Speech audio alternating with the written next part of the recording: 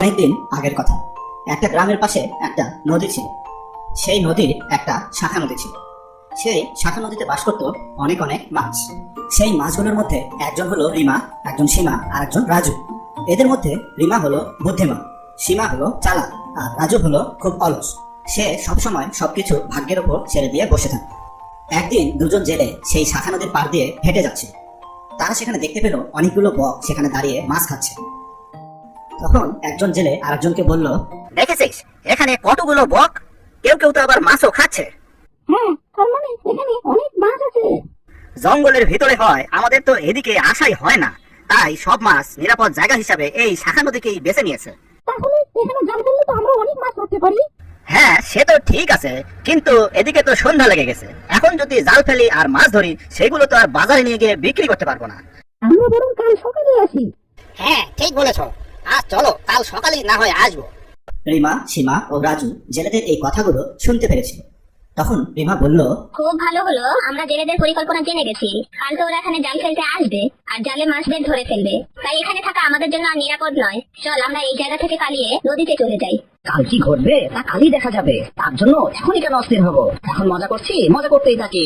হয়তো রাতে এদের ছেলেদের জাল কেটে রাখতে পারে, আর সকালে জেলেরা আসতে পারলো না। হয়তো ছেলেরা কাল মদ পাল্টালো আর এখানে আসলো না। হয়তো সকালে বৃষ্টি হলো আর জেলেরা আসতে পারলো না। সবই ভাগ্যের ব্যাপার, ভাগ্যে যা আছে তাই হবে। বিপদের কথা জেনে আগে থেকে প্রস্তুতি নেওয়া বুদ্ধিমানের কাজ। বন্ধুরা, এখানে থাকা আমাদের জন্য নিরাপদ নয়, চল আমরা এক্ষুনি চলে যাই। তুমি গেলে যাও, আজ আমরা এখানেই থাকবো, কাল সকালে দেখি কি করা যায়।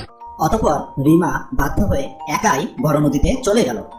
মা, জেলেরা এত সকালে চলে এসেছে। আমি তো ভেবেছিলাম ঘুম থেকে উঠে বড় নদীতে পালিয়ে যাব, কিন্তু ঘুম থেকে ওঠার আগেই তো এরা চলে এসেছে। আসলে আমারই ভুল, কালই আমার রিমার সাথে চলে যাওয়া উচিত ছিল। এখন কি আর করার, চলো রাজু আমরা কোথাও গিয়ে লুকিয়ে পড়ি।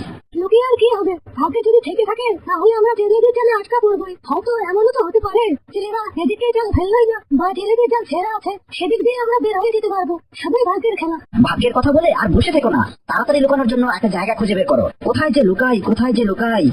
রাজু ভাগ্যের উপর ভর করে সেখানেই থাকলো, আর রিমা অনেক খুঁজে খুঁজে একটা মরা প্রাণীর পেটের ভিতরে গিয়ে ঢুকে পড়লো। ইস কি বাজে গন্ধ রে বাবা, কাল রিমার সাথে চলে গেলে আজ এই পচা গন্ধ আমাকে সহ্য করতে হতো না। জেলেরা জাল ফেললো, সেই জালে রাজু আটকা পড়লো, সাথে মরা প্রাণীটিও উঠে এলো। আমরা অনেক মাছ পেয়েছি। হ্যাঁ সেটা ঠিক আছে, কিন্তু সাথে এটা কি? এটা একটা মরা প্রাণী, আর এর থেকে অনেক দুর্গন্ধ আসছে। এটাকে আবার পানিতেই ফেলে দাও। মরা প্রাণীটি পানিতে ফেলে দেওয়ার সাথে সাথে সীমা তার পেটের ভিতর থেকে বেরিয়ে এলো এবং একটি পাথরের পিছনে গিয়ে লুকিয়ে পড়ল। সে এ যাত্রায় বেঁচে গেল, কিন্তু তাকে খুব খারাপ পরিস্থিতির সম্মুখীন হতে হয়েছিল। কিন্তু রাজু ভাগ্যের উপর ভর করে বাঁচতে পারল না। বন্ধুরা, এই গল্প থেকে আমরা এটাই শিখলাম, সেই বুদ্ধিমান যে বিপদের কথা জেনে বসে থাকে না, এবং ভাগ্য তারই সহায় হয় যে কাজ করে।